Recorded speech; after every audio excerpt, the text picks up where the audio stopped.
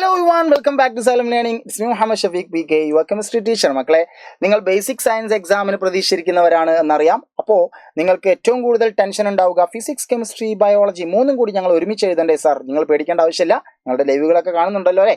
അപ്പോൾ സ്വാഭാവികമായിട്ടും നിങ്ങൾക്ക് എളുപ്പമായിരിക്കും. സോ ഇതൊക്കെ ലൈവുകളൊക്കെ കണ്ടതിന് ശേഷം നമ്മളുടെ മെഗാ മാരത്തോൺ, അതായത് നമ്മളുടെ എക്സാമിൻ്റെ തലേന്നുള്ള മെഗാ മാരത്തോൺ കൂടി കണ്ടാൽ ഫുൾ സെറ്റ് പവർ. ഓക്കെ, അപ്പോൾ മക്കളെ, നമ്മളുടെ കെമിസ്ട്രിയിലെ ഒരു ഇമ്പോർട്ടൻറ്റ് ചാപ്റ്ററാണ് എലമെന്റ്സ് ആൻഡ് കോമ്പൗണ്ട്സ്, മൂലകങ്ങളും സംയുക്തങ്ങളും എന്ന് പറഞ്ഞിട്ടുള്ള ചാപ്റ്റർ. അതിൽ തന്നെ ഏറ്റവും വലിയൊരു ഏരിയയാണ് ക്ലാസിഫിക്കേഷൻ ഓഫ് എലമെന്റ്സ്, മൂലകങ്ങളുടെ വർഗീകരണം. അതിൽ നമ്മൾ ഏറ്റവും കൂടുതൽ നമുക്ക് ചോദ്യങ്ങൾ ചോദിക്കാൻ ചാൻസ് ഉള്ളത് earlier attempts for classification of elements, മൂലക വർഗീകരണത്തിനുള്ള ആദ്യകാല ശ്രമങ്ങളാണ്. ക്യുക്കായി നമ്മൾ അതിനെപ്പറ്റി പഠിച്ചാലോ? കമോൺ, നോക്കണേ. ആദ്യമായിട്ട് മെറ്റൽസ് ആൻഡ് നോൺ മെറ്റൽസ്, ലോഹങ്ങൾ അലോഹങ്ങൾ എന്നുള്ള ക്ലാസിഫിക്കേഷൻ ആണ്. അത് ഇത്ര പഠിച്ചാൽ മതി. അന്റോയിൻ ലാവോസിയർ, അതായത് ആ സയന്റിസ്റ്റിന്റെ പേര് പഠിക്കുക, ലാവോസിയർ. അദ്ദേഹമാണ് ലോഹങ്ങൾ അലോഹങ്ങൾ എന്നുള്ള വേർതിരിച്ചത്, മെറ്റൽസ് ആൻഡ് നോൺ മെറ്റൽസ് എന്ന് വേർതിരിച്ചത്. ശേഷം വന്ന ആളാണ് ഡൊബറൈനർ. ആരുടെ പേര് പഠിക്കണം മക്കളെ? ഡൊബറൈനർ. ഡൊബറൈനർ ചെയ്തിട്ടുള്ള ക്ലാസിഫിക്കേഷന്റെ പേരാണ് ട്രയാഡ്സ് അഥവാ ത്രികങ്ങൾ എന്ന് പറയുന്നത്. വർഗീകരണത്തിന്റെ പേര് ത്രികങ്ങൾ. അദ്ദേഹം ചെയ്തത് എന്താണ് ത്രികങ്ങൾ അല്ലെങ്കിൽ ട്രയാഡ്സ്? മൂന്നെണ്ണം വീതമുള്ള ഗ്രൂപ്പുകളാണ്. അതിൽ ഒന്നാമത്തേതിൻ്റെയും അവസാനത്തിൻ്റെയും അല്ലെങ്കിൽ ഒന്നാമത്തതിൻ്റെയും മൂന്നാമത്തതിൻ്റെയും അറ്റോമിക മാസിന്റെ ശരാശരി അല്ലെങ്കിൽ ആവറേജ് ആയിരിക്കും നടുവിലത്തതിൻ്റെ അറ്റോമിക മാസ് എന്ന് അദ്ദേഹം പറയുകയുണ്ടായി. ഇതാണ് ട്രയാഡ്സിന്റെ പ്രത്യേകത. സയന്റിസ്റ്റിന്റെ പേര് മറക്കണ്ട, ഡൊബറൈനർ.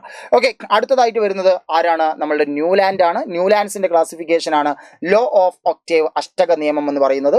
അതിൽ അറ്റോമിക മാസ് കൂടി വരുന്ന ക്രമത്തിലാണ്, ഇൻക്രീസിംഗ് ഓർഡർ ഓഫ് അറ്റോമിക് മാസിലാണ് ക്രമീകരിച്ചിട്ടുള്ളത്. നമ്മളുടെ മ്യൂസിക്കിലെ സാ രീ ഗ മ പ ധ നി സ പോലെ, അതായത് ഒന്നാമത്തെ സാ കഴിഞ്ഞാൽ വീണ്ടും സാ വരുന്നത് എട്ടാമതാണ്. അതുപോലെ ഒരു മൂലകം കഴിഞ്ഞാൽ, ഒരു എലമെന്റ് കഴിഞ്ഞാൽ അതിന്റെ അതേ സ്വഭാവം വരുന്നത് എട്ടാമതായി ക്രമീകരിച്ചിട്ടാണ് അദ്ദേഹം ക്ലാസിഫൈ ചെയ്തിട്ടുള്ളത്. അതിനെ വിളിച്ചതാണ് ലോ ഓഫ് ഒക്ടേവ് എന്ന് പറയുന്നത്. ന്യൂലാൻഡ് ആണ്, ലോ ഓഫ് ഒക്ടേവ് ആണ്, മറക്കണ്ട. ഇനി വൺ ആൻഡ് ഓൺലി മെന്റലീവ്, നിർബന്ധമായും ചോദ്യമുണ്ടാകും ഇതിൻ്റെ ഉള്ളിൽ നിന്നും. 63 എലമെന്റ്സ്, 63 മൂലകങ്ങൾ വെച്ച് പീരിയോഡിക് ടേബിൾ ഉണ്ടാക്കിയ മനുഷ്യന്റെ പേര് മെന്റലീവ് എന്നാണ്. ഇനി അദ്ദേഹം അറ്റോമിക് മാസിന്റെ ഇൻക്രീസിംഗ് ഓർഡർ തന്നെയാണ് അദ്ദേഹം എടുത്തിട്ടുള്ളത്. എന്നിട്ടൊരു നിയമം ഉണ്ടാക്കി, ഒരു ലോ ഉണ്ടാക്കി. Physical and chemical properties of elements are the periodic functions of their atomic mass. മൂലകങ്ങളുടെ രാസ ഭൗതിക ഗുണങ്ങൾ അവയുടെ അറ്റോമിക മാസിന്റെ ആവർത്തന ഫലങ്ങളാണ്. പഠിക്കാതെ പോകരുത്. മെന്റലീവ്സ് പീരിയോഡിക് ലോ, ഞാൻ പറഞ്ഞത് മെന്റലീവിന്റെ ആവർത്തന നിയമം. ഇനി അദ്ദേഹത്തിന്റെ പീരിയോഡിക് ടേബിളിൽ ഗ്രൂപ്പും പീരീഡും രണ്ട് വേർഡുകൾ അദ്ദേഹം സൃഷ്ടിച്ചു. എന്താണ് ഗ്രൂപ്പ് എന്ന് പറയുന്നത്? കുത്തനെയുള്ള ഗോളങ്ങൾ. വളരെ സിമ്പിൾ ആണ്. എന്താണ് പീരീഡ് എന്ന് പറയുന്നത്? വിലങ്ങനെയുള്ള നിരകളാണ് പീരീഡ് എന്ന് പറയുന്നത്. ഈ പീരിയോഡിക് ടേബിളിന് ഗുണമുണ്ട്, ദോഷമുണ്ട്, മെറിറ്റ് ഉണ്ട്, ഡീമെറിറ്റ് ഉണ്ട്. ഗുണങ്ങൾ ആദ്യം പഠിക്കാം. എന്താണ്? Elements of similar properties were placed in the same group. സമാന ഗുണങ്ങളുള്ള മൂലകങ്ങളെ ഒരേ ഗ്രൂപ്പിൽ ഉൾപ്പെടുത്താൻ അദ്ദേഹത്തിന് സാധിച്ചു. Corrected the wrongly determined atomic mass of some elements. ചില മൂലകങ്ങളുടെ അറ്റോമിക മാസ് അതുവരെ തെറ്റായിട്ടായിരുന്നു നിർണയിച്ചിട്ടുള്ളത്. അത് അദ്ദേഹം തിരുത്തി ശരിയാക്കി. Predict the properties and left vacant spaces for future coming elements. ഭാവിയിൽ വരാനിരിക്കുന്ന 63 മൂലകം അദ്ദേഹം ക്ലാസിഫൈ ചെയ്തിട്ടുള്ളൂ. അപ്പോൾ ഭാവിയിൽ കണ്ടെത്താനിരിക്കുന്ന മൂലകങ്ങൾക്കായിട്ട് അദ്ദേഹം സ്ഥലം ഒഴിച്ചിടുകയും അതിന്റെ ഗുണങ്ങൾ പ്രവചിക്കുകയും ചെയ്തു. ഇതൊക്കെ ഗുണങ്ങളാണെങ്കിലും ദോഷങ്ങൾ എന്താ, ഡീമെറിറ്റ്സ് എന്താ, അദ്ദേഹത്തിന്റെ പീരിയോഡിക് ടേബിളിന്റെ പോരായ്മകൾ എന്താ എന്ന് നമുക്ക് നോക്കാം. Elements with very different properties had to be placed in the same group. ഗുണങ്ങളിൽ വളരെയധികം വ്യത്യാസമുള്ള മൂലകങ്ങളെ ചില സമയത്തൊക്കെ ഗ്രൂപ്പിൽ ഉൾപ്പെടുത്തേണ്ടി വന്നു. ഇനി എന്താണ്?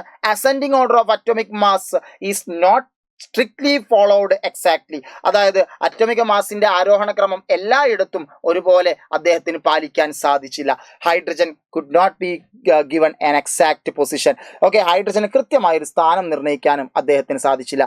ഇത് ചോദ്യമായി വരും. മേന്മകളും പോരായ്മകളും, മെറിറ്റ്സും ഡിമെറിറ്റ്സും ആരുടേത്? മെന്റലീവിൻ്റെത് മാത്രം. അപ്പൊ ഇതാണ് ക്ലാസിഫിക്കേഷൻ ഓഫ് എലമെന്റ്സ്. വളരെയധികം മാർക്കിന് ചോദിക്കാൻ ചാൻസ് ഉള്ള ഈ ഒരു ഏരിയ നമ്മൾ ക്യുക്കായി വളരെ കുറഞ്ഞ സമയം കൊണ്ട് പഠിച്ചെടുത്തു. ഇനിയും നിങ്ങൾ ശ്രദ്ധിക്കണം, സൂക്ഷിക്കണം.